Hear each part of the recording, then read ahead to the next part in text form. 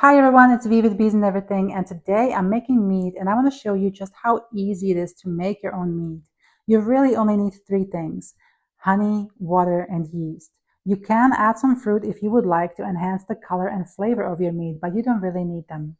So how much honey do you need? And this really depends on what do you want the final product to be like. If you like a mead that's more sweet, add 3 to 4 cups of honey per a gallon of water. If you would like it to be on the drier side, add only 2 to 2.5 cups of honey for a gallon of water. And what I'm actually doing today is I'm using the reserved honey water from washing off the wax cappings from my honey harvest. So I don't really know how much honey is in it. I'm just winging it. And really, making mead is a big science experiment. It's like an experiment for adults, right? I mean, it's fun. So by tasting it though, I think it's going to be on the sweeter side, which is really my favorite kind of mead. So I'm excited.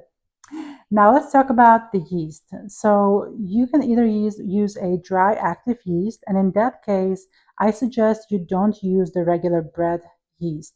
Use something like a white wine or a champagne dry active yeast, and that's because it's just a milder flavor. It will make less foam, and it's just a little bit slower bubbling, and it's just better for these purposes. If you're going with this one, use about quarter teaspoon for the gallon of honey water. And first you want to put it in a little bit of water to rehydrate it, and I'm using just a quarter cup of water here and a quarter teaspoon of the yeast, and I'm going to let it sit for about 10 minutes to let it rehydrate before I add it to my honey water. And if you want to go a different route, you can also use a liquid yeast. And this is my homemade ginger bug. And all it is water, honey, and fresh ginger and turmeric from my garden. And the way you make it is kind of like making a bread starter. So you will be adding the honey and the cut up ginger to water every 24 to 48 hours for 7 days. And then you keep feeding it every week or every other week. And this one actually, I had it in the fridge for 6 months and I just opened it today and it's still alive. I was really shocked. I just added a little bit of honey and look at the beautiful little bubbles and the little foam. So it's definitely alive and it's ready to go. And that's what I'm going to be using today. So to me today, it's a big experiment. I'm really being adventurous. I'm using the ginger bug and I'm also doing a no heat method. So traditionally now you would take the honey water and you would put it in a pot and heat it up to kill the wild yeast in the honey. And this is so you know more of how much yeast is in it. It's a more controlled way, so you always get the same good product. And I'm just gonna try and go with the wild yeast today. I just really can't, wait to see how it works. But if this is your first time making mead and you really want a good result, I highly suggest that you do the heat method. And so what you want to do is heat it up only above 150 Fahrenheit. That's when the yeast is gonna get killed. But don't boil it. Stay under the boil. You can, if you want, you can use a candy thermometer, and in that case, try to stay between 150 and 200 Fahrenheit for about 10 minutes, and then let the mixture cool down to about 90 Fahrenheit before you add the yeast. Otherwise, the hot temperature could really kill the yeast. And so this is when you will add your yeast to your honey mixture, and this is when you also can add any fruit. So if you're using something, let's say like a peach, you would want to peel it and cut it into chunks. You can also use melon, just cut it up into chunks and add it in. And this is when you want to also mix it all up and use something like a whisk or a ladle, and you really want to mix it vigorously for about at least 5 minutes. And this is adding oxygen to the mixture, and it's really getting the yeast started. It's gonna make it multiply and just really get going. So give it at least 5 minutes of vigorous stirring to get some oxygen to it. And now I'm gonna put my airlock on, and this is a water airlock that I'm using.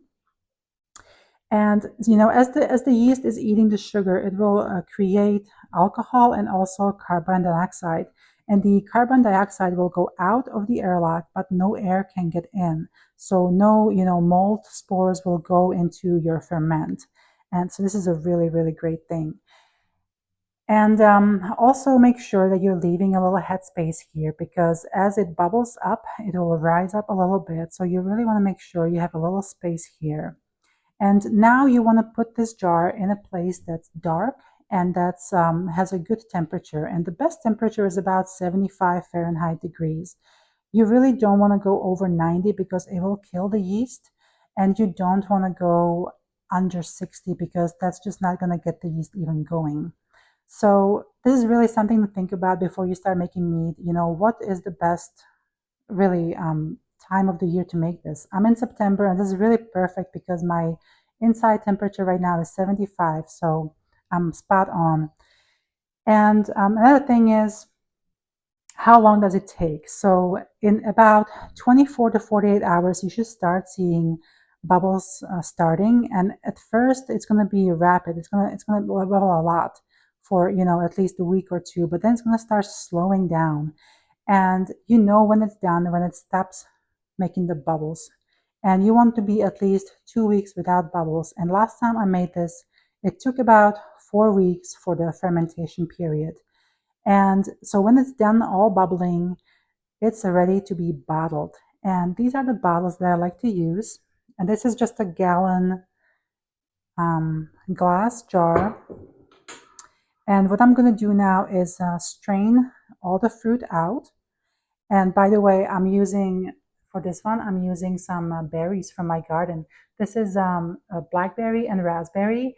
And to get them, I had to get actually 3 feet away from bald-faced hornet nest, which was really scary. So I'm really having adventure today. All right, so now when it's done bubbling, you will just strain the water and get the fruit out. You will probably see a little sediment on the bottom, and if you don't want the sediment to go into your bottles, you can use a siphon that I have right here. So you will let the meat settle down, and then you will basically just siphon the top from the top into your bottle. And now the bottle will need to sit, and the meat has to age. And really, you can try to taste it after the 4 weeks of the fermentation, but it's really going to be like nothing. But if you give it at least 3 months, you're going to start really tasting how the flavors are mellowing and getting smoother, and everything is kind of just getting together. And you really need at least 3 months, but ideally let it age for 6 to 2 years. And I know 2 years is a really long time. I don't think I can do it, but I think I can do 3 months. Okay, I'm really excited for this. And if you guys like my video, please hit like and subscribe. And also, if you would like to know more about mead making, there really is a lot more to know. And this is a great book. Really has a lot of information in it. All right. Thanks for watching, guys, and have a wonderful day.